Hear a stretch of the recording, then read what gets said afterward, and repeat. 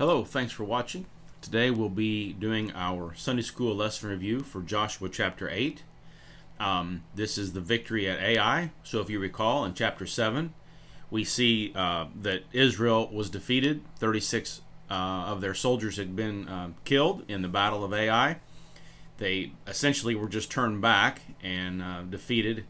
Joshua laments that loss of life and the loss of the battle and questions the Lord and his confidence in the Lord. And then, if you remember, it was all because of the sin of Achan and him stealing the spoils of war from Jericho that led to the defeat in chapter 7 of the Hebrews.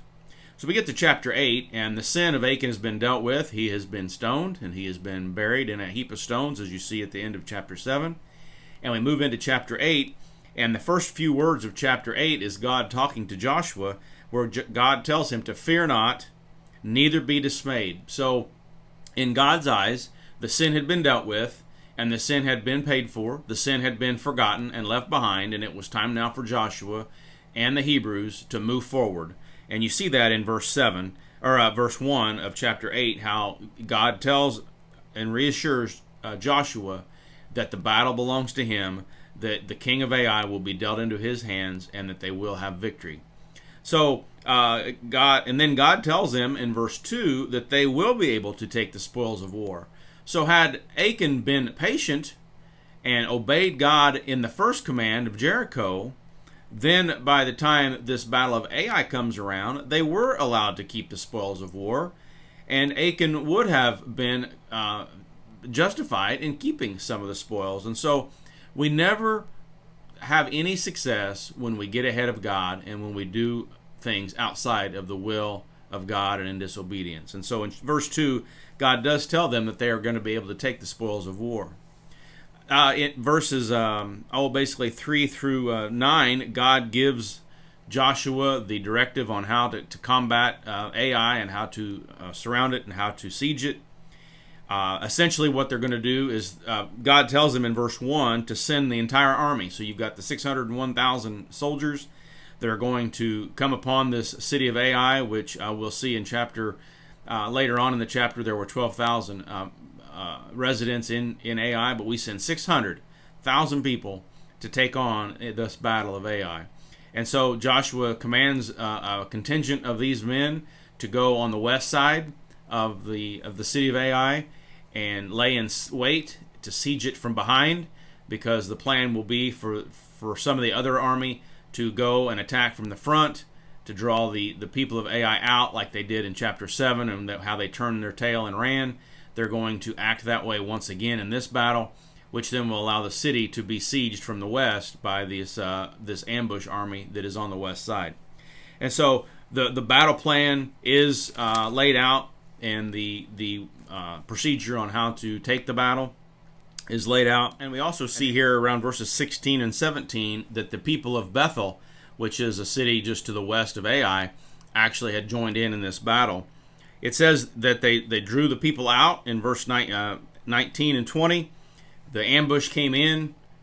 Then we see that the men of Ai turn around to see their city on fire, and they knew then that they would be defeated because their city had been taken and destroyed.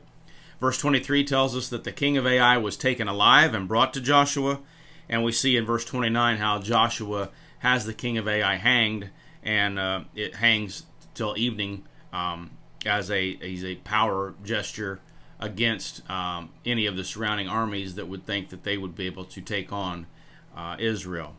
So we see here this battle of Ai.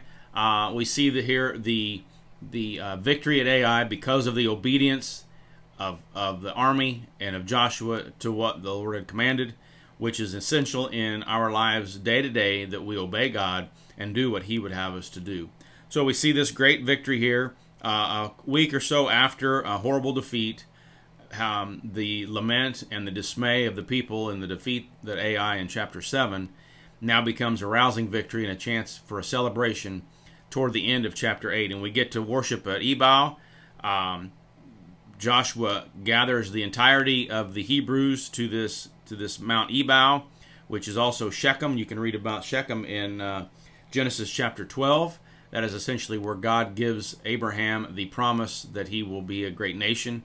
And so it's significant, I believe, that they have this great victory and the celebration of this victory at essentially the same area that Abraham had gotten the promise of God that he would be a great nation.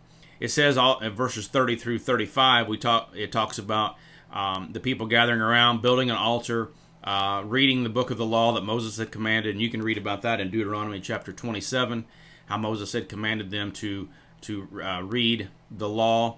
And so we see here this culmination of defeat in chapter 7, and then the rousing victory and the celebration and the relief, I suppose, of the people because of the victory at Ai, and also Bethel, where they had defeated those armies. And so just a reminder that it is important for us in our day-to-day life to obey God, to obey His commands, which never works if we don't obey, just like we see with Achan, just like we see with the Hebrews, and just like we see with Joshua. That's our review of Joshua chapter 8. I thank you for watching.